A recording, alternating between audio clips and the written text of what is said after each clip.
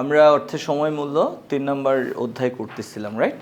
তো 3 নম্বর অধ্যায়ের এটা খুবই ইম্পর্ট্যান্ট একটা ম্যাথ। আমরা যদি এই ম্যাথটা কমপ্লিট করি বা সলভ করি, তাহলে ওই যে ম্যাথের টাইপ, ফর্মুলার অ্যাপ্লিকেশন, এই বিষয়গুলো আমাদের খুব ক্লিয়ার হয়ে যাবে কনসেপ্টটা। ওকে, তো আমরা একটু দেখি এখানে কি বললো।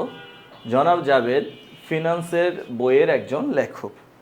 ওকে, আমরা কাকে নিয়ে কথা বলতেছি? জনাব জাভেদকে নিয়ে। তো জনাব জাভেদ হচ্ছেন একজন রাইটার, উনি একটা ফাইন্যান্স বই লিখছেন। ওকে, তো রাইটার একজন আর সাধারণত প্রকাশক অন্যজন হয়। হ্যাঁ, ধরো আমি একটা বই লিখে এই বইটা আমি কোনো একটা পাবলিকেশনসকে দিলাম, তার সাথে একটা চুক্তি হলো যে আমার লেখা বইটা আপনারা পাবলিশ করেন, তো আমাকেও কিছু দেন, আপনারাও প্রফিট করেন, এরকম হয় আর কি বিষয়গুলো। তো জাভেদ যেই প্রকাশকের কাছে গেছে বইটা পাবলিশ করার জন্য, সেই প্রকাশক মিস্টার জাভেদকে 3টা প্রস্তাব দিয়েছে। ওকে, তো এই যে সে প্রকাশকের নিকট থেকে 3টি প্রস্তাব পেয়েছে। বাট্টার হার কত? 12%। এখানে বাট্টার হার দিয়েছে স্যার, সুদের হার, বাট্টার হার, সুযোগ ব্যয়, মূলধন ব্যয়, প্রত্যাশিত আয়ের হার, এই সবগুলো জিনিস প্রায় একই। হ্যাঁ, মানে মানে এদের কাজ একই আর কি, জিনিস এক না, বাট এদের কাজ কি সেম। ওকে, তো আমরা সুদের হার থাকলে যা করতাম বাট্টার হার দিয়ে আমরা তাই করব। ওকে, আচ্ছা, তো আমরা কি বুঝলাম? জাভেদ ফাইন্যান্সের উপরে একটা বই লিখছে এবং তার যে প্রকাশক, সেই প্রকাশক এই বইটা লেখার জন্য জাভেদকে কয়টা প্রস্তাব দিচ্ছে? 3টা প্রস্তাব। 1 নম্বর প্রস্তাব হলো প্রকাশক তাকে বর্তমানে 6 লাখ টাকা প্রদান করবে, অর্থাৎ জাভেদ তার বইয়ের মালিকানা বা সত্যটা বা কপিরাইটটা কাকে দিয়ে দিবে? প্রকাশককে। বিনিময়ে প্রকাশক কী করবে? জাভেদকে এখনই 6 লাখ টাকা দিয়ে দিবে।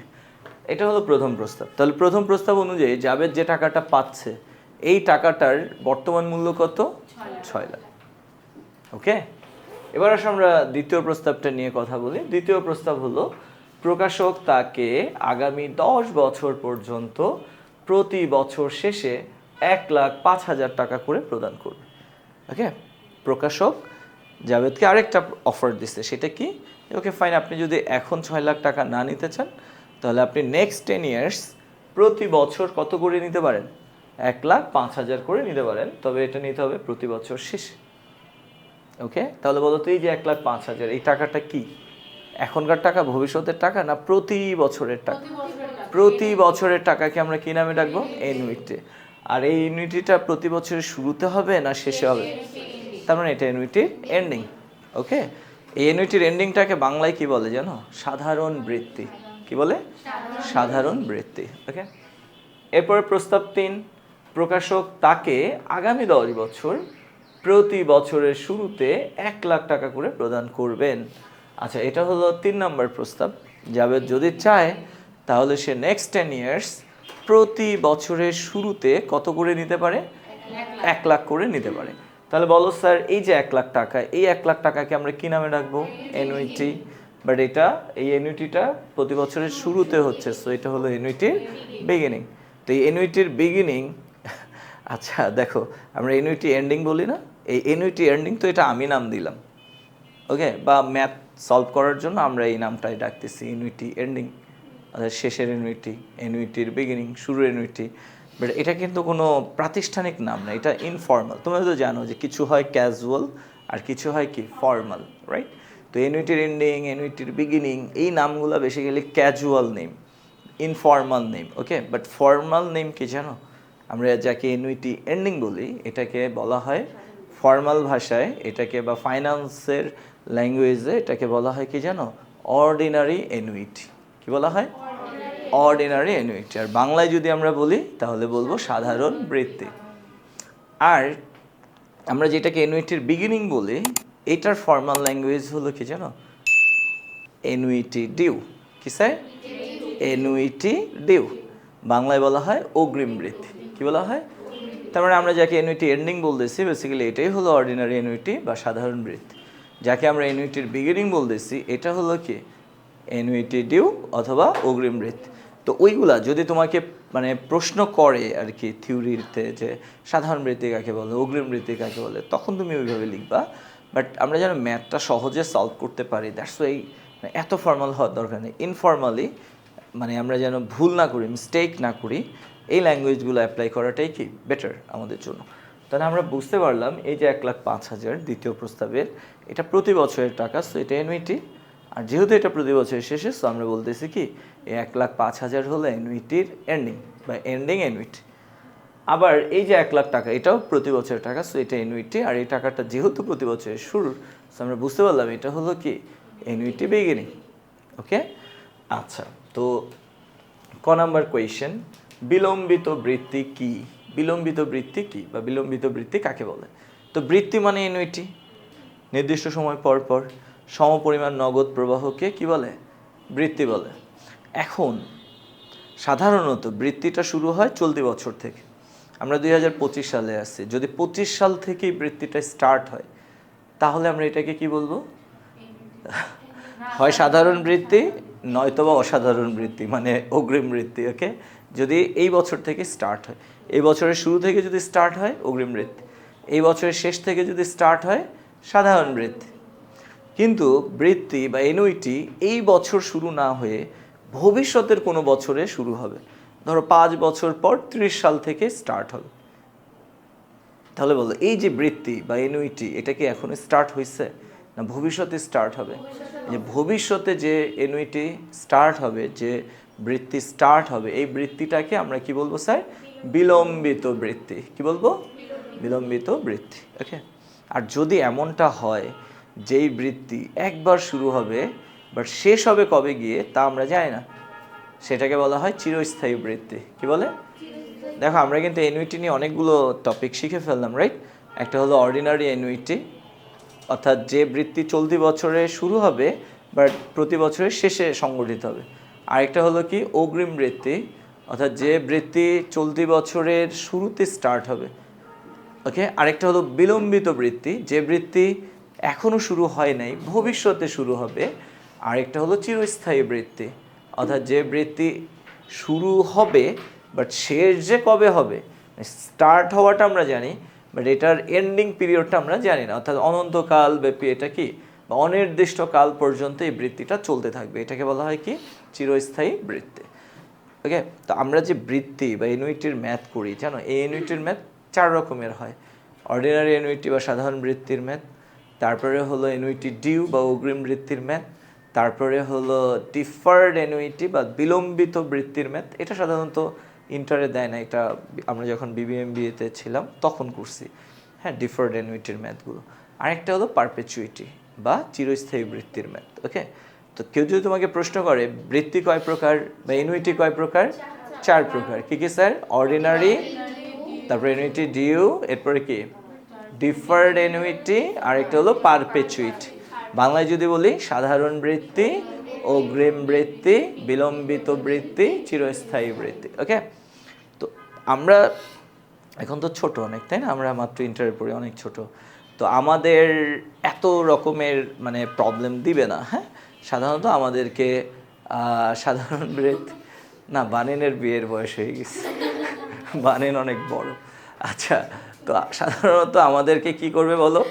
সাধারণ বৃত্তি আর হলো অগ্রিম বৃত্তির ম্যাথগুলোই দিবে। ওকে, যেমন এই যে এটা হলো সাধারণ বৃত্তি বা অ্যানুইটি এন্ডিংয়ের ম্যাথ, আর এটা হলো অগ্রিম বৃত্তি বা অ্যানুইটি বিগিনিংয়ের ম্যাথ। ওকে স্যার, বুঝতে পারছি আমরা সবাই? স্টার্ট করি।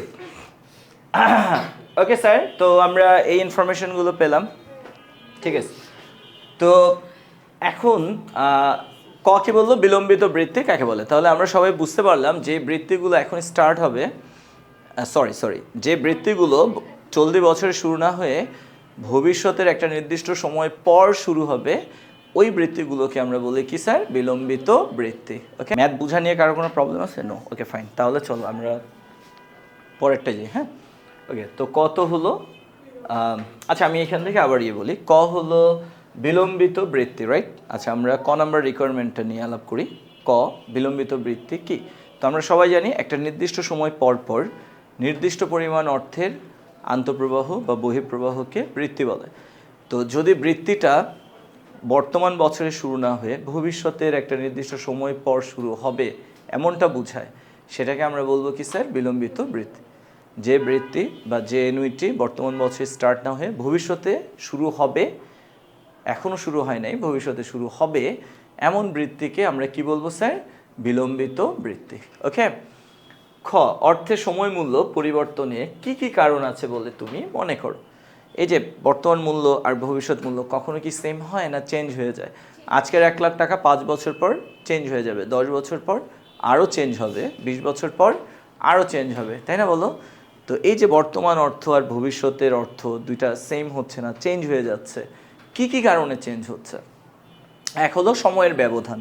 আমরা জানি সময়ের ব্যবধান যত বেশি হবে অর্থের মূল্য কি হবে, বা অর্থের সময় মূল্য তত বেশি চেঞ্জ হবে। 2, আমি মাটির ব্যাংকের মধ্যে যদি টাকা রেখে দিই, যতই সময়ের পরিবর্তন হোক টাকার পরিমাণ কি চেঞ্জ হবে বলো? না। কেন না? কারণ মাটির ব্যাংক আমাদেরকে কোনো সুদ বা মুনাফা দিবে না। বাট আমি যদি ব্র্যাক ব্যাংক, সোনালী ব্যাংক বা ইসলামী ব্যাংকে রাখি, তারা হয়তো মুনাফা দিবে, সুদ দিবে। দ্যাটস ওয়াই আমার আজকের টাকাটা 5 বছর পর, 10 বছর পর, 20 বছর পর সেম থাকতেছে না, চেঞ্জ হচ্ছে।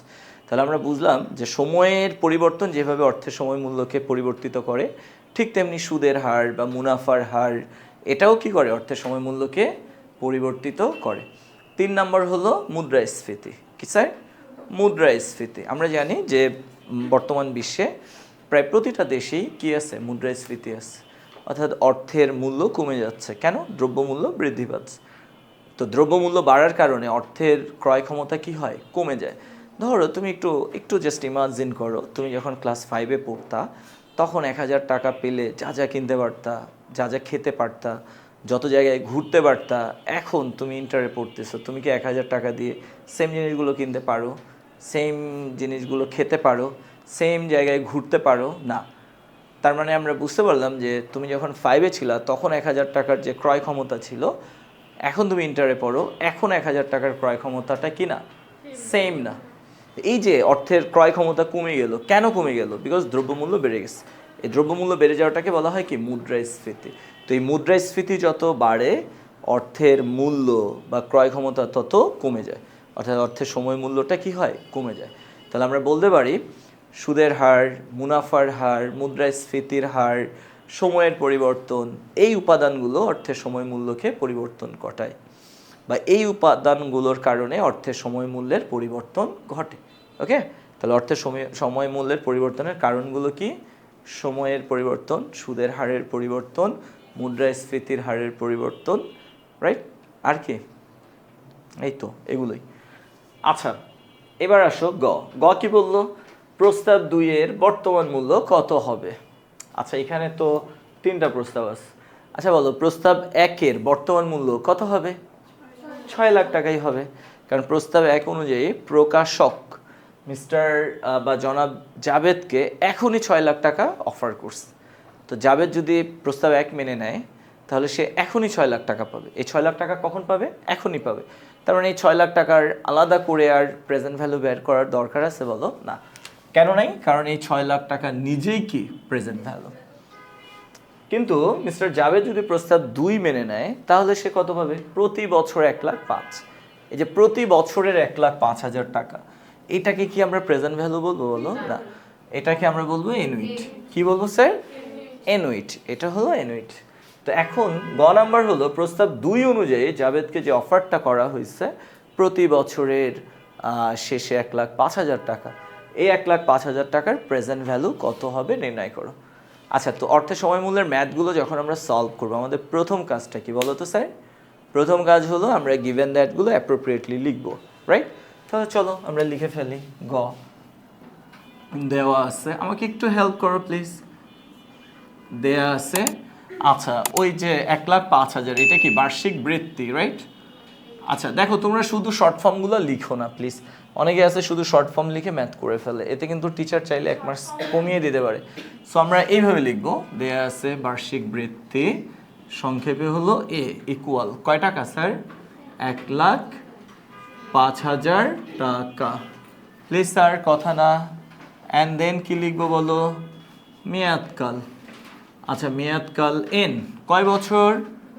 10 বছর। আচ্ছা, এরপরে আমরা কি লিখবো বলো? বাট্টার হার, রাইট? বাট্টার হার।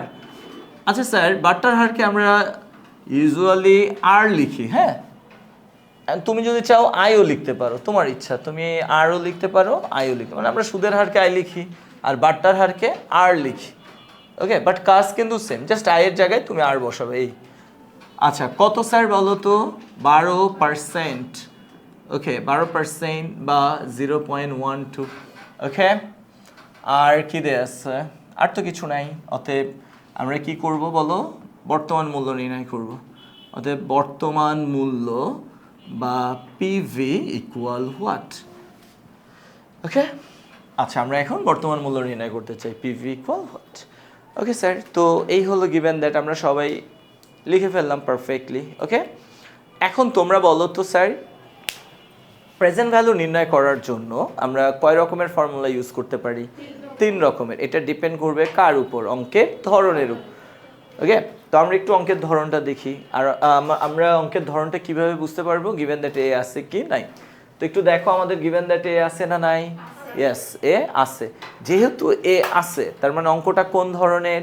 অ্যানুইটির। আমাদের এই অঙ্কটা অ্যানুইটির। সো আমরা এখন প্রেজেন্ট ভ্যালুর কোন ফর্মুলা অ্যাপ্লাই করব? অ্যানুইটি। তো প্রেজেন্ট ভ্যালুর অ্যানুইটির ফর্মুলা কয় রকম হয়? 2 রকম, এন্ডিং আর কি বিগিনিং। তাহলে বলো তো, এই যে আমাদের অ্যানুইটি, এটা কি প্রতি বছরের শুরু না শেষ? প্রতি বছরের শেষে হবে। তাহলে আমরা বুঝতে পারলাম যে এটা হলো প্রেজেন্ট ভ্যালুর অ্যানুইটির এন্ডিং এর ফর্মুলা ইউজ হবে। ওকে, তো চলো আমরা তাহলে করে ফেলি। আমরা জানি পিভি ইকুয়াল, যেহেতু অ্যানুইটির ফর্মুলা, ফার্স্টে আমরা কি লিখব? এ, তারপর কি লিখব? সেকেন্ড ব্র্যাকেট, দেন কি দিব? মাঝে দাগ, দেন কি দিব? নিচে আই। ওকে, এরপরে কি দিব? 1 minus 1 divided by 1 plus i whole to the power n. এটা হলো প্রেজেন্ট ভ্যালু ইউনিটির এন্ডিং এর ফর্মুলা। আচ্ছা এখন দেখো, আমরা এই যে আই লিখতাম, আই দ্বারা কি বোঝায়? সুদের হার, ইন্টারেস্ট রেট। এখন আমি যদি চাই আই না লিখে আমি এখানে কি লিখতে পারি? আর। জাস্ট এতটুকুই, আয়ের জায়গায় আর দিয়ে দিলাম। ইকুয়াল, তাহলে বলো তো স্যার এ কত? 1,05,000। 1 minus 1 divided by 1 plus 0.12 whole to the power কত হবে বলো? 10। 0.12। ওকে, 1,05,000 ইন্টু এতটুকুকে আমরা এখন ক্যালকুলেট করব। 1,05,000-এর সাথে এই অংশটা গুণ আকারে আছে, রাইট? 5.65 আচ্ছা আমরা 4 ঘর নিলাম, 5.6502। তো 1,05,000-এর সাথে আমরা এটাকে গুণ করে দিব। তাহলে কত হয় বলো? 1,05,000-এর সাথে 5.6502-কে গুণ করব। তো গুণ করলে গুণফলটা কত হয় বলো? 5,93,273 টাকা প্রায়।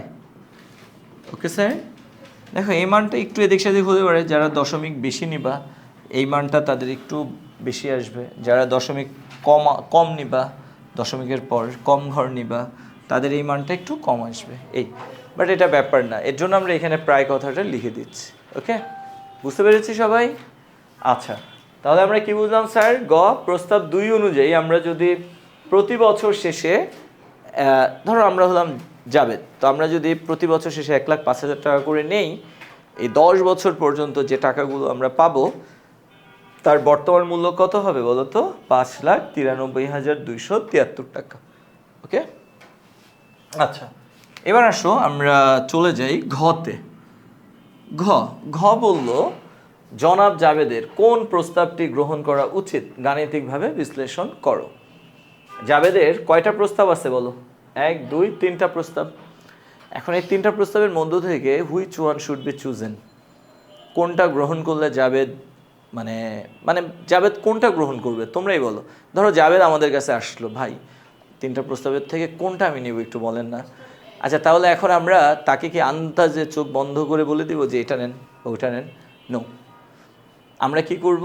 3টা প্রস্তাবের হয় ফিউচার ভ্যালু নির্ণয় করব, যেটা বেশি সেটা তাকে সাজেস্ট করব, অথবা আমরা 3টা প্রস্তাবের প্রেজেন্ট ভ্যালু নির্ণয় করব, দেন যেটা বেশি সেটা আমরা সাজেস্ট করব। আমি কি বুঝাইতে পারতেছি? এখন বলো এই যে 3টা প্রস্তাব কি একই রকম না 3 রকম? এটা প্রেজেন্ট ভ্যালু, এটা অ্যানুইটি এন্ডিং, এটা কি অ্যানুইটি বিগিনিং। তিনটা প্রস্তাব তিন রকমের। সো আমি তিন রকমের জিনিসকে তো কম্পেয়ার করতে পারবো না। কম্পেয়ার করতে গেলে আমাকে তিনোটাকে কি করতে হবে, একরকম বানাইতে হবে। যেমন দেখো প্রেজেন্ট ভ্যালু, প্রস্তাব 1-এর প্রেজেন্ট ভ্যালু কত আমরা জানি 6 লাখ। আচ্ছা প্রস্তাব 2-এর যে টাকাগুলো দেয়া আছে, যে অ্যানুইটিগুলো দেয়া আছে, আমরা সেই অ্যানুইটিগুলোর প্রেজেন্ট ভ্যালু জানি না কি জানি না? জানি। তাহলে প্রস্তাব 1 যদি গ্রহণ করা হয়, যে টাকা পাওয়া যাবে তার বর্তমান মূল্য 6 লাখ। প্রস্তাব 2 যদি গ্রহণ করা হয়, যতগুলো টাকা পাওয়া যাবে তার প্রেজেন্ট ভ্যালু কত? 5,93,000। বলো আমরা কি এখন ডিসিশন মেক করতে পারবো? না। কেন পারবো না? বিকজ আমাদের এখানে প্রস্তাব 3টা কি আছে বলো তো? Yes sir, come in. ওয়ালাইকুম আসসালাম। আমাদের এখানে প্রস্তাব 3টা এখনো বাদ আছে।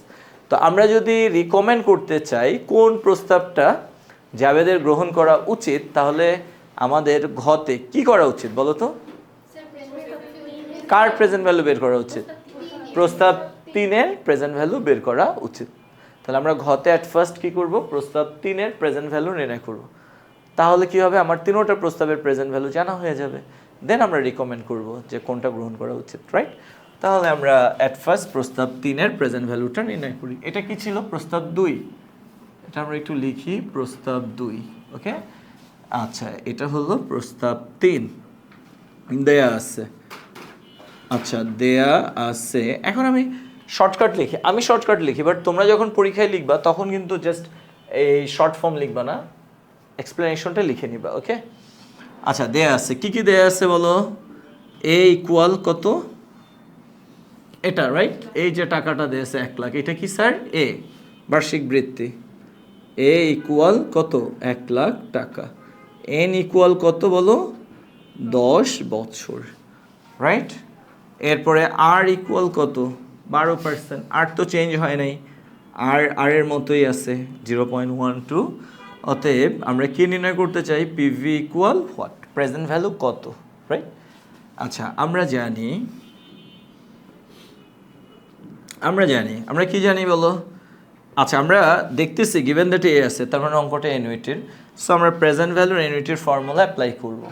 প্রেজেন্ট ভ্যালুর অ্যানুইটির ফর্মুলা কয় রকম হয়? বিগিনিং আর কি এন্ডিং। তাহলে এই যে 1 লাখ, এটা কি প্রতি বছরের শুরুতে, সো এটা কি বিগিনিং। তাহলে আমরা বিগিনিং এর ফর্মুলা অ্যাপ্লাই করব, রাইট? ফার্স্টে এ, দেন কি দিব বলো স্যার? সেকেন্ড ব্র্যাকেট, দেন দাগ, দেন নিচে r, then 1 minus 1 divided by 1 plus r whole to the power n হলো। এরপরে আমরা সাইডে কি দিব? 1 প্লাস আর ইকুয়াল, এখন বলো এ কত? 1 লাখ। এ হলো 1 lakh. 1 minus 1 divided by 1 plus r, r কত? 0.12। এন কত? 10। 0.12, 1 plus 0.12, okay, equal 1 lakh into, sir দেখো এইটার এটা তো একই জিনিস ছিল, রাইট? তার মানে আমরা বলতে পারি এতটুকুর মান যদি 5.6502 হয়, এটার মানও কি সেম, তাই না? 5.6502 ইন্টু 1.12 ইকুয়াল, এবার আমরা তিনোটাকে গুণ করে দিব। ওকে, 6,32,800 টাকা, তাই না? আচ্ছা আমরা এখানে প্রায় লিখবো, রাইট? কি লিখবো? প্রায়, ঠিক আছে। আচ্ছা এখন আসো তাহলে দেখো, বেসিক্যালি ঘতে কিন্তু বলে নাই যে প্রস্তাব 3-এর বর্তমান মূল্য নির্ণয় করো, এটা কিন্তু বলে নাই। বলছে রিকমেন্ড করো which option should be chosen for, আমরা তো আর ইনভেস্ট করবো না, মানে 3টার মধ্যে থেকে কোন অপশনটাকে চুজ করা উচিত এটা আমরা রিকমেন্ড করবো, রাইট? আচ্ছা কোনটা গ্রহণ করা উচিত দেখো, একটু খেয়াল করো। এইখানে যে টাকাগুলো, এই টাকাগুলো যাবে দিবেন নাকি পাবেন? দেখো আমরা রিকমেন্ড করব কাকে বলো তো? প্রকাশককে না জাবেদকে? আমি একটু পেঁচাচ্ছি কারণ তোমাদের কনসেপ্টটা ক্লিয়ার করার জন্য। এখানে কিন্তু দুইটা পক্ষ আছে, একটা পক্ষ কে বলো তো? জাবেদ। আরেকটা পক্ষ কে? প্রকাশক। এখন আমরা যে রিকমেন্ড করব, কাকে রিকমেন্ড করব? প্রকাশককে না জাবেদকে? হ্যাঁ, এই যে জাবেদের কোন প্রস্তাবটা গ্রহণ করা উচিত আমরা সেটা সাজেস্ট করব। তার মানে আমরা জাবেদের পক্ষের লোক, রাইট? এখন বলো জাবেদ এই টাকাগুলো কি পাচ্ছে না দিচ্ছে? পাচ্ছে, আর পাওয়ার ক্ষেত্রে কি বেশি পাওয়া ভালো না কম পাওয়া ভালো? বেশি পাওয়া ভালো। তাহলে প্রথম প্রস্তাব অনুযায়ী সে কত পাচ্ছে? 6 লাখ। দ্বিতীয় প্রস্তাব অনুযায়ী কত পাচ্ছে? 5,93,000। তৃতীয় প্রস্তাব অনুযায়ী কত পাচ্ছে? 6,32,000। তাহলে তোমরাই বলো স্যার, জাবেদ কোন প্রস্তাব অনুযায়ী বেশি পাচ্ছে? তৃতীয় প্রস্তাব অনুযায়ী। তাহলে আমরা জাবেদকে সাজেস্ট করব কোন প্রস্তাবটা গ্রহণ করার জন্য। কেন? বিকজ হ্যাঁ, প্রস্তাব 3 অনুযায়ী জাবেদ সবচেয়ে বেশি, বা প্রস্তাব 1, প্রস্তাব 2, প্রস্তাব 3 অনুযায়ী জাবেদ যে টাকাগুলো পাচ্ছে, এই 3টা প্রস্তাবের মধ্যে প্রস্তাব 3 অনুযায়ী জাবেদ সবচেয়ে বেশি টাকা পাচ্ছে, বা জাবেদের প্রাপ্য টাকার বর্তমান মূল্য কি সবচেয়ে বেশি।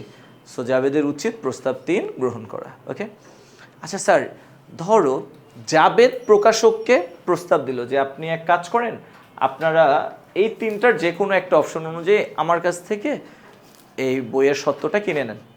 এখন ধরো প্রকাশক আসলো আমাদের কাছে, ভাই মিস্টার জাবেদ তো আমাদেরকে এই 3টা প্রস্তাব দিছে, আমাদের জন্য কোন প্রস্তাবটা ভালো হবে? এখন বলো তো প্রকাশকের জন্য কোন প্রস্তাবটা ভালো? এখন বলো আমরা কাকে সাজেস্ট করতেছি?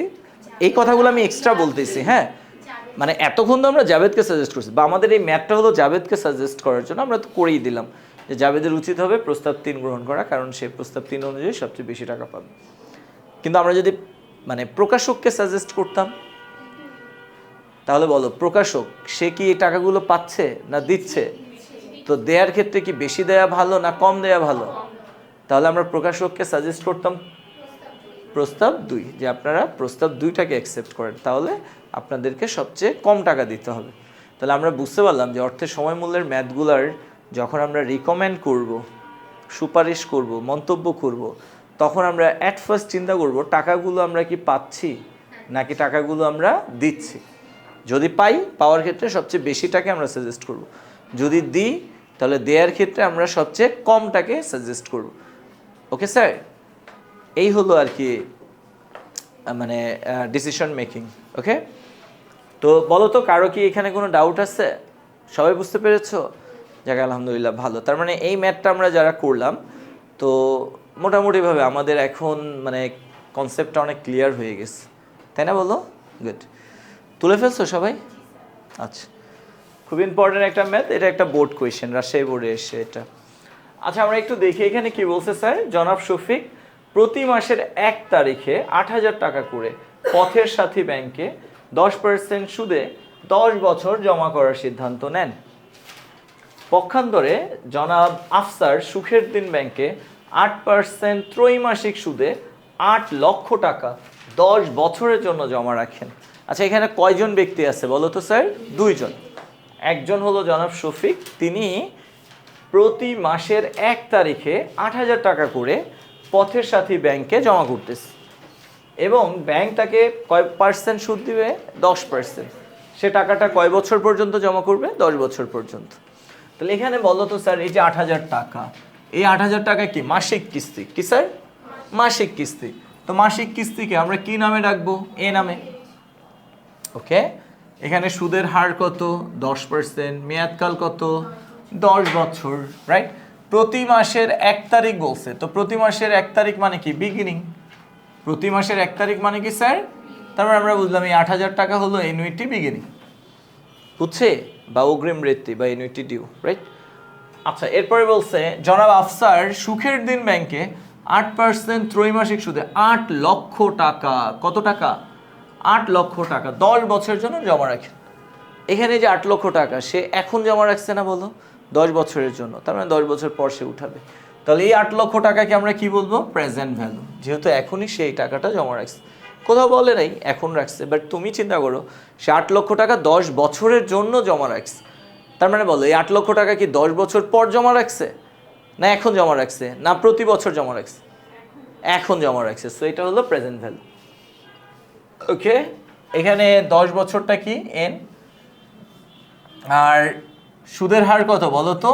8%, রাইট? এই যে 8%, এটা হলো কি? আই, সুদের হার, রাইট? ত্রৈমাসিক বলছে, এখানে কি বলছে? আচ্ছা, ত্রৈমাসিক বললে এম কত হয় বলো তো? এম হয় 4 বার, রাইট? আর এখানে মাসিক বলছে, প্রতি মাস বলছে না, তাহলে এম কত হয় বলো তো? 12 বার। বুঝা গেল? Okay fine. এখন ক বললো চক্রবৃদ্ধিকরণ কি? চক্রবৃদ্ধিকরণ বলতে আমরা ভবিষ্যৎ মূল্য নির্ণয়কে বুঝি, রাইট? ভবিষ্যৎ মূল্য নির্ণয়ের আরেকটা নাম কি? চক্রবৃদ্ধিকরণ। অর্থাৎ বর্তমান মূল্যকে নির্দিষ্ট সুদের হার দ্বারা নির্দিষ্ট মেয়াদকাল পর্যন্ত আমরা যদি চক্রবৃদ্ধি করি, এই কাজটাকে চক্রবৃদ্ধিকরণ বলে। সোজা কথা, চক্রবৃদ্ধিকরণ হলো ভবিষ্যৎ মূল্য নির্ণয়ের প্রক্রিয়া। Okay sir? এবার দেখো খ কি বললো, গ্রাহকের কাছে কেন চক্রবৃদ্ধি সুদ সরল সুদ অপেক্ষা অধিক পছন্দনীয়? ওকে, সরল সুদ মানে কি? ধরো আমরা 1 লাখ টাকা ব্যাংকে জমা করছি, কয় বছরের জন্য? 5 বছরের জন্য। তার মানে আমাদের 1 লাখ টাকা ব্যাংকে কয় বছর পর্যন্ত থাকবে? 5 বছর পর আমরা টাকাটা উঠাবো। এখন দেখো, যদি হয় সরল সুদ, প্রথম বছর ব্যাংক কী করবে? 1 লাখ টাকার উপরেই সুদ দিবে, ধরো 10%, তাহলে কত? 10,000 টাকা। দ্বিতীয় বছর সেম 1 লাখের উপরেই দিবে, কত? 10,000। তৃতীয় বছর সেম 1 লাখের উপরেই দিবে 10%, কত? 10,000। চতুর্থ বছর সেম 1 লাখের উপরেই 10,000। পঞ্চম বছর সেম 1 লাখের উপরেই, কত? 10,000। তারপরে আমরা 5 বছরের টোটাল কত পাচ্ছি? 50,000 টাকা সুদ পাচ্ছি। বুঝছো? তাহলে সরল সুদ হলো সুদ গণনার একটা প্রক্রিয়া, যেখানে প্রতি বছর শুধুমাত্র আসলের উপর সুদ গণনা করা হয়। কিন্তু যদি হয় এরকম চক্রবৃদ্ধি সুদ, সেক্ষেত্রে প্রথম বছর 1 লাখ টাকার উপরে সুদ দিল, কত? 10,000। দ্বিতীয় বছর কি হবে জানো? 1,10,000 টাকার উপরে সুদ দিবে, কত? 11,000। তৃতীয় বছর 1,21,000 টাকার উপরে সুদ দিবে। বুঝছো? এইরকমভাবে কি করা হবে? তোমার সুদাসলের উপর সুদ দেওয়া হবে। এতে করে 5 বছর পর দেখা যাবে আমাদের সুদটা 50,000-এর চেয়ে বেশি হচ্ছে। তাহলে আমরা যদি টাকা ব্যাংকে জমা রাখি, বলো আমরা কি সুদ বেশি পেতে চাইবো না কম পেতে চাইবো? বা বিনিয়োগকারীরা বেশি সুদ পেতে চায় না কম সুদ পেতে চায়? বেশি পেতে চায়। তা কোন পদ্ধতিতে সুদটা বেশি হয়? চক্রবৃদ্ধি পদ্ধতিতে। এই কারণে সরল সুদের চেয়ে চক্রবৃদ্ধি সুদটাকেই বিনিয়োগকারীরা বেশি পছন্দ করে। ওকে, আচ্ছা। গ, জনাব শফিককে 10 বছর পর পথের সাথী ব্যাংকে কত টাকা দিবে?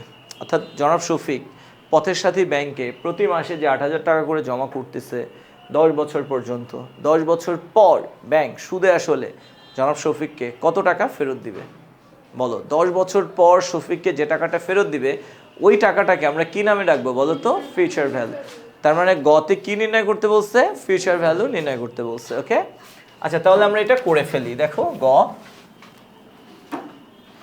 যেহেতু টাইম একটু কম, আমি তাড়াতাড়ি করে এটা করি। হ্যাঁ, আচ্ছা স্যার, দেয়া আছে, কি দেয়া আছে বলো? এই যে 8,000 টাকা দেয়া আছে, এটাকে আমরা কি নামে রাখবো? এ দেয়া আছে, এ ইকুয়াল 8,000 টাকা, রাইট? এন ইকুয়াল কত স্যার? আমাকে হেল্প করো প্লিজ। এন ইকুয়াল কত? 10 বছর। সুদের হার আই কত? Yes sir, coming. 0.10। আচ্ছা, এখানে এম আছে না নাই বলো তো? এম, এই যে প্রতি মাস বলছে, তো প্রতি মাস বলার কারণে এখানে চক্রবৃদ্ধির সংখ্যাটা কত হবে? 12 হবে। অর্থাৎ এম হবে কত? 12 বার। ওকে, অতএব আমরা কি নির্ণয় করতে চাই? 10 বছর পর ব্যাংক জনাব শফিককে কত টাকা ফেরত দেবে, অর্থাৎ ফিউচার ভ্যালু কত, আমরা সেটা নির্ণয় করতে চাই। এফভি কত? আচ্ছা, আমরা জানি, ওকে, আমরা এফভি নির্ণয় করতে চাই। আর আমরা জানি এফভি নির্ণয়ের ফর্মুলা কয়টা? 3টা। ডিপেন্ড করবে ম্যাথের উপর। আমাদের এই ম্যাথের মধ্যে এ আছে না নাই? ইয়েস আছে। যেহেতু এ আছে, অঙ্কটা এনুইটি, সো আমরা ফিউচার ভ্যালুর এনুইটির ফর্মুলা ব্যবহার করব। তো ফিউচার ভ্যালুর এনুইটির ফর্মুলা আবার কয় রকম? দুই রকম, এন্ডিং আর কি বিগিনিং। তো বলো এটা কি হবে? প্রতি মাসের 1 তারিখ মানে কি? শুরু। সো এটা বিগিনিং। এটা কি স্যার? বিগিনিং। ওকে, তাহলে আমরা ফিউচার ভ্যালুর এনুইটির বিগিনিং এর ফর্মুলা অ্যাপ্লাই করব। তো ফর্মুলা শুরু হবে কি দিয়ে? এ, এরপরে কি? সেকেন্ড ব্র্যাকেট, মাঝে দাগ, নিচে i, 1 plus i whole to the power n থেকে মাইনাস করবো কাকে? 1কে, রাইট? Into 1 plus i. এবার আমরা মানগুলো, ওকে, ফর্মুলা তো আমরা লিখলাম।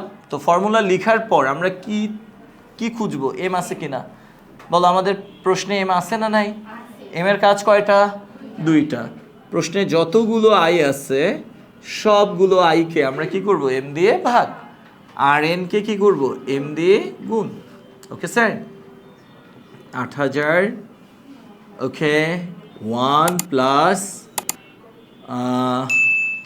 আই কত বলো 0.10 ডিভাইডেড বাই 12, এন কত 10 into 12 minus 1 0.10 by 12 into 1 plus 0.10 by 12 equal 8000। Okay, আচ্ছা তাহলে 1 প্লাস 0.0083 এখানে হয় 120 মাইনাস 1 1 প্লাস 0.0083। আচ্ছা দেখো তোমরা অনেকেই একটু অবাক হচ্ছ যে 0.10কে 12 দিয়ে ভাগ করলে 8.33 এরকম কিছু আসে। আচ্ছা দেখো আমরা যদি এটা ভাগ করি 0.10 ভাগ 12 ইকুয়াল, দেখো এই যে এরকম অনেকের আসে, যাদের ক্যালকুলেটরটা নর্মাল মোডে আছে তাদের মান এটা আসবে, আর অনেকের 8.333 শেষে -03 এরকম সামথিং আসে, একটু অ্যাবনর্মাল মান আসে। ওই অ্যাবনর্মাল মান আসলে শিফট ইএনজি, আবার শিফট আবার ইএনজি, শিফট ইএনজি আবার শিফট আবার ইএনজি, হ্যাঁ যদি করো তাহলে মানটা নর্মাল হয়ে যাবে। ওকে, অথবা তোমরা ক্যালকুলেটরকে নর্মাল মোডে নিয়ে করতে পারো। আচ্ছা ইকুয়াল, এবার আসো আমরা 8000, দেখো 8000 এর সাথে এটা গুণাকারে আছে, এটাও কি গুণাকারে আছে। এবার আমরা এই মানটুকু ক্যালকুলেট করে ফেলি।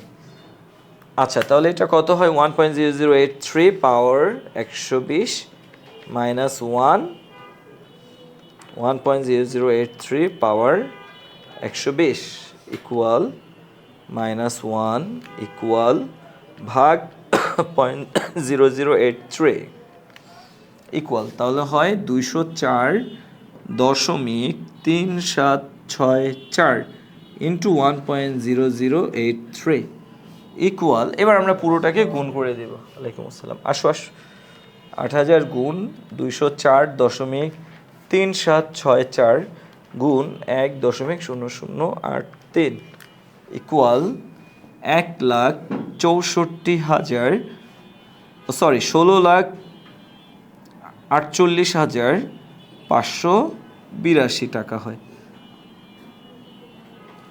প্রায়। ওকে স্যার, তাহলে দেখো জনাব শফিক প্রতি মাসের 1 তারিখে 8000 টাকা করে জমা করতেছে ব্যাংকে। কত বছর পর্যন্ত? 10 বছর পর্যন্ত। এই 10 বছর পর যখন শফিক টাকাগুলো উঠাবে, ব্যাংক জনাব শফিককে টোটাল কত টাকা দিবে? 16,48,582 টাকা। বুঝতে পারলাম? অর্থাৎ এই যে মাসিক কিস্তি 8 লাখ টাকা, এই মাসিক কিস্তি মাসিক কিস্তি কত? 8000। মাসিক কিস্তি 8000 টাকার ভবিষ্যৎ মূল্য কত? 16,48,582 টাকা। বুঝা গেল? আচ্ছা এবার আমরা ঘ করব।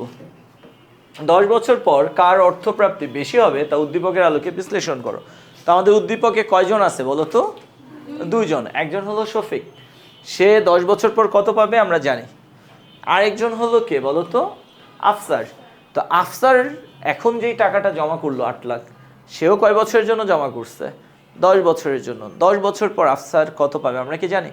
যেহেতু জানি না, কে বেশি পাবে আমরা কি বলতে পারবো না? তাহলে আমরা যদি ঘ নাম্বারে ডিসিশন মেক করতে পাই, মানে কমেন্ট করতে চাই কে বেশি পাবে 10 বছর পর, অবভিয়াসলি আমাদেরকে অ্যাট ফার্স্ট কী করতে হবে বলো তো?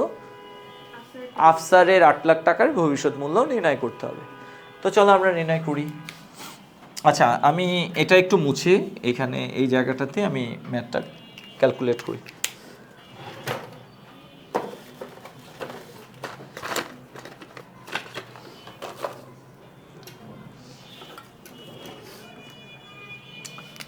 আচ্ছা আমরা এখন ঘ করতেছি, রাইট? এটা কে ছিল বলো? শফিক। এটা ছিল শফিক। এখন আমরা করব আফসার। আচ্ছা দেয়া আছে, আচ্ছা আফসারের কি দেয়া আছে? প্রেজেন্ট ভ্যালু দেয়া আছে কত? 8 লাখ টাকা। প্রেজেন্ট ভ্যালু 8 লাখ টাকা। এন দেয়া আছে, এন কত বলো স্যার? 10 বছর। ওকে, এন হলো 10, এম হলো 4 বার, আই দেয়া আছে রাইট? আই তো 8%। বা 0.08। অতএব আমরা কি করতে চাই, ফিউচার ভ্যালু কত বের করতে চাই, তাই না বলো? আচ্ছা, এখন ফিউচার ভ্যালু আমরা বের করব। আমরা জানি ফিউচার ভ্যালুর ফর্মুলা কয়টা, 3টা, ডিপেন্ড করবে ম্যাথের উপর। তো আমাদের ম্যাথে দেখো তো গিভেন দ্যাটে এ আছে না নাই? নাই। যেহেতু এ নাই, তার মানে ম্যাথটা কোন ধরনের, লামসাম। আমরা ফিউচার ভ্যালু লামসামের ফর্মুলা ইউজ করব, রাইট? আমরা জানি F V equal PV into 1 plus i whole to the power n. তাহলে ফিউচার ভ্যালু লামসামের ফর্মুলা এটা। এখন আমরা আইকে কি করব, এম দিয়ে ভাগ, আর এন কে কি করব, এম দিয়ে গুণ, ইকুয়াল 8 লাখ 1 প্লাস আই কত স্যার, 0.08, এম কত 4 বার, আচ্ছা এন কত 10 গুণ 4, 8 লাখ ইন্টু 1 প্লাস 0.02, আর এখানে কত হবে 40, 8 লাখ ইন্টু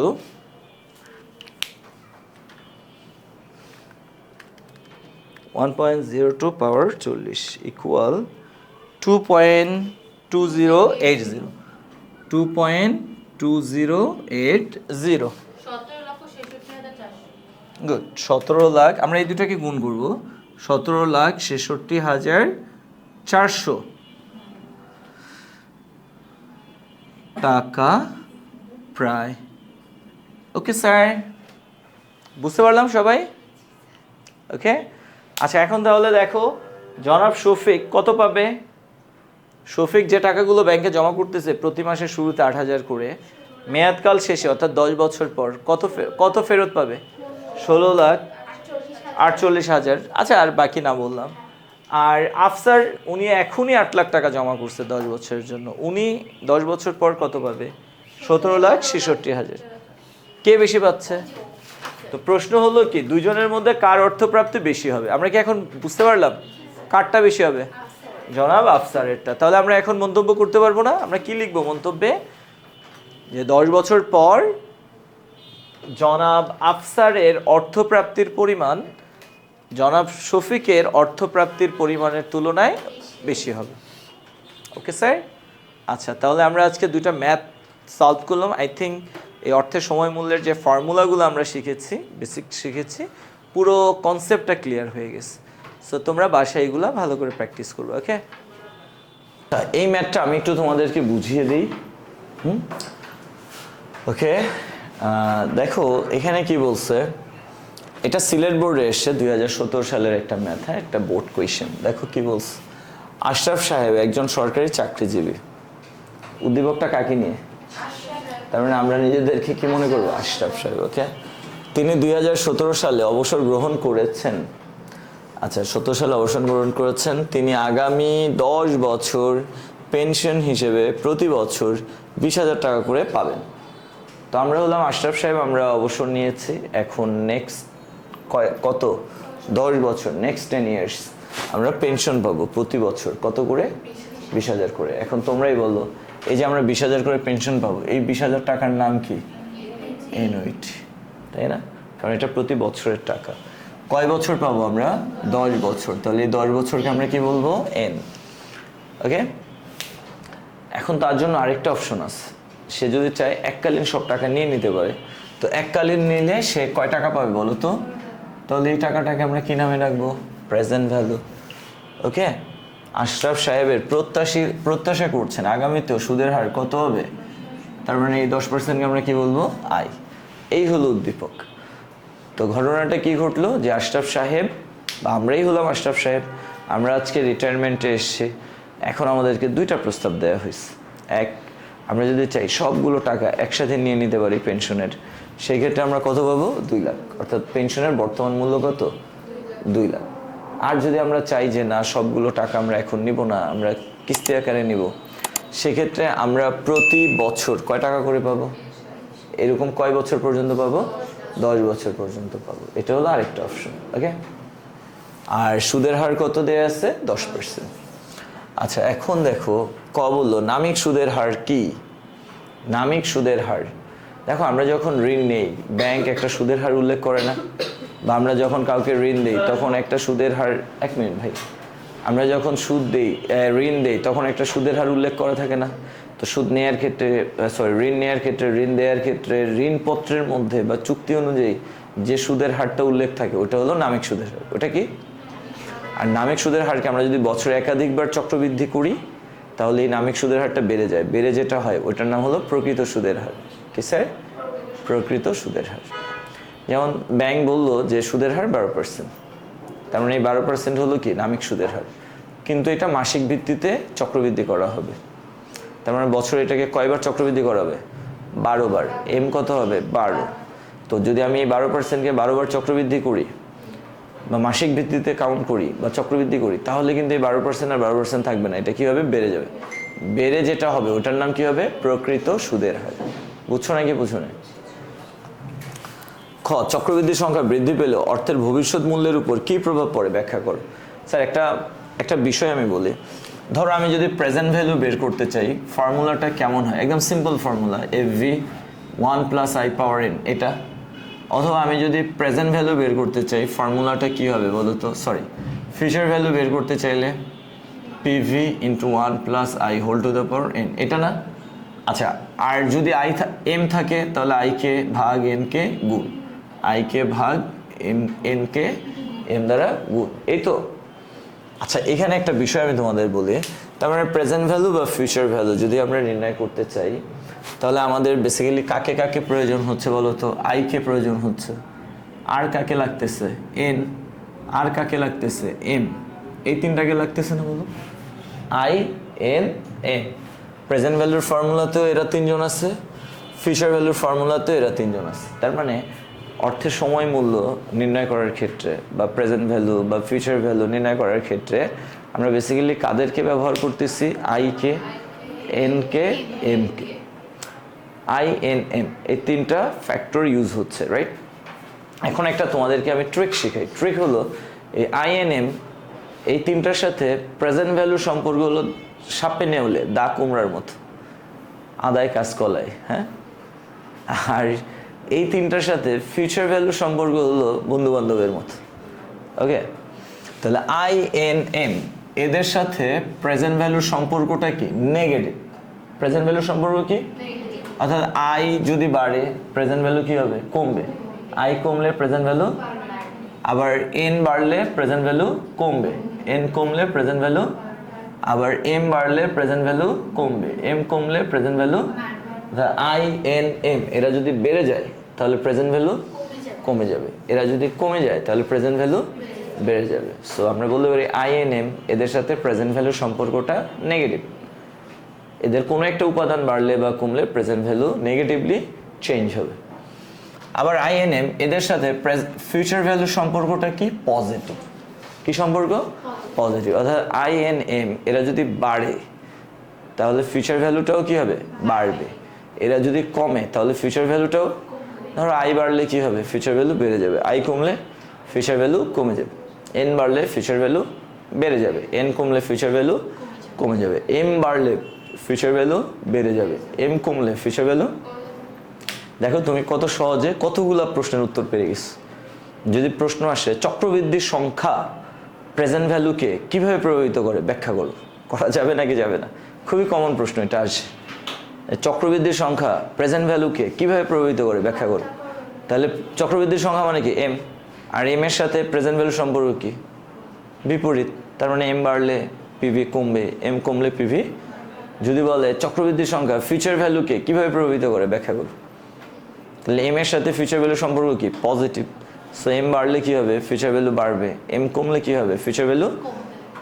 তোমাকে বলতে পারে বাট্টার হারের পরিবর্তন ফিউচার ভ্যালুকে বা প্রেজেন্ট ভ্যালুকে কিভাবে প্রভাবিত করে? হ্যাঁ বলো, বলা যাবে নাকি যাবে না? তাহলে i এর সাথে fv সম্পর্ক কি? পজিটিভ। অর্থাৎ i বাড়লে fv বাড়বে, i কমলে fv। i এর সাথে প্রেজেন্ট ভ্যালুর সম্পর্ক কি? নেগেটিভ। অর্থাৎ i বাড়লে pv কমবে, i কমলে pv বাড়বে। তোমাকে বলতে পারে মেয়াদকাল কিভাবে ফিউচার ভ্যালুকে প্রভাবিত করে বা কিভাবে প্রেজেন্ট ভ্যালুকে প্রভাবিত করে ব্যাখ্যা করো। তাহলে মেয়াদকালের সাথে বা n এর সাথে ফিউচার ভ্যালুর সম্পর্ক কি? পজিটিভ। সো n বাড়লে কি হবে? fb বাড়বে, n কমলে কি হবে? fb। আবার এন এর সাথে প্রেজেন্ট ভ্যালুর সম্পর্ক কি নেগেটিভ, সো এন বাড়লে পিভি কমবে, এন কমলে পিভি বাড়বে। তার মানে এই টাইপের যে কোনো কোয়েশ্চেন তুমি কিন্তু সলভ করতে পারবা, জাস্ট এতটুকু কথা মনে রাখতে। আই এন এম এদের সাথে পিভির সম্পর্ক কি নেগেটিভ, আর এফভির সম্পর্ক কি পজিটিভ। বাস এবার তুমি তোমার কমন সেন্সকে কাজে লাগে অ্যান্সার বের করবা, দাঁড় করাবা। ওকে, সহজ না? গুড। আচ্ছা, গ কি বললো? উদ্দীপকে আশরাফ সাহেব আগামী 10 বছর 20,000 টাকা করে ঋণ গ্রহণ করলে তার পেনশনের বর্তমান মূল্য কত হবে? আচ্ছা, উদ্দীপকে আশরাফ সাহেব আগামী 10 বছর, তার মানে এই 10 বছর মানে কি এন, 20,000 টাকা করে যদি গ্রহণ করে অর্থাৎ এ, তার পেনশনের বর্তমান মূল্য কত হবে? তার মানে তোমাকে কি নির্ণয় করতে বলছে? পিভি কত, এটা নির্ণয় করতে বলছে না? তাহলে বলো তো আমরা প্রেজেন্ট ভ্যালুর কোন ফর্মুলাটা ব্যবহার করব? অ্যানুইটির ফর্মুলা। তাহলে প্রেজেন্ট ভ্যালুর অ্যানুইটির ফর্মুলা ইউজ করা হবে। এখন তোমরাই বলো প্রেজেন্ট ভ্যালুর অ্যানুইটির কয়টা ফর্মুলা? দুইটা, একটা কি এন্ডিং আর একটা কি বিগিনিং। তো এখানে কি বলছে সে প্রতি বছরের শুরুতে 20,000 করে পাবে, তার মানে বিগিনিং বলে নাই। প্রতি বছরের শেষে 20,000 করে পাবে, তার মানে এন্ডিংও বলে নাই। তো বিগিনিং এন্ডিং কিছুই যদি না বলে আমরা ধরে নিব কি স্যার? এন্ডিং। তার মানে প্রেজেন্ট ভ্যালুর অ্যানুইটির এন্ডিং এর ফর্মুলাটা ইউজ করতে হবে। ওকে, আচ্ছা আমি এখন এটার সলিউশনটা তোমাদেরকে একটু দেখিয়ে দিই যে আমরা এটা কিভাবে করব। আচ্ছা দেখো সলিউশনটা, এই যে দেখছো এখানে সলিউশন। তাহলে কি দেওয়া আছে? বার্ষিক কিস্তি কত? 20,000, এন 10 বছর, আয় কত? 10% বা 0.10, সো বর্তমান মূল্য পিভি হোয়াট। তাহলে প্রেজেন্ট ভ্যালুর অ্যানুইটির এন্ডিং এর ফর্মুলাটা আমরা ইউজ করছি, প্রেজেন্ট ভ্যালুর অ্যানুইটির এন্ডিং এর ফর্মুলা। বাস মান বসালাম, এখানে এর জায়গায় 20,000, এখানে আই এন এর মান বসিয়ে, হ্যাঁ আমরা কত পেলাম? 1,22,892 টাকা। বুঝছো? তাহলে দেখো আশরাফ সাহেব যদি প্রতি বছর 20,000 এই অপশনটা গ্রহণ করে, তাহলে সে 10 বছর মোট যে টাকা পাবে তার প্রেজেন্ট ভ্যালু কত? 1,22,000। আর দ্বিতীয় প্রস্তাবটা কি ছিল? এখনই যদি সে গ্রহণ করে তাহলে সে কত পাবে বলো তো? 2 লাখ। তাহলে কোন প্রস্তাবটা তার জন্য ভালো? দ্বিতীয় প্রস্তাবটা। তার এখনই 2 লাখ টাকা গ্রহণ করা উচিত হবে। কেন? দ্বিতীয় প্রস্তাব অনুযায়ী সে এখন 2 লাখ পাচ্ছে, আর প্রথম প্রস্তাব অনুযায়ী সে 1,22,800 পাচ্ছে। তো আমরা যেহেতু পাচ্ছি, টাকাটা পাওয়ার ক্ষেত্রে বেশি পাওয়াটাই কি ভালো। হ্যাঁ, ঘর অ্যান্সার এটাই। সিরিয়াসলি। আচ্ছা সবাই বুঝতে পেরেছো? গুড। তাহলে এটার একটা ছবি তুলো না।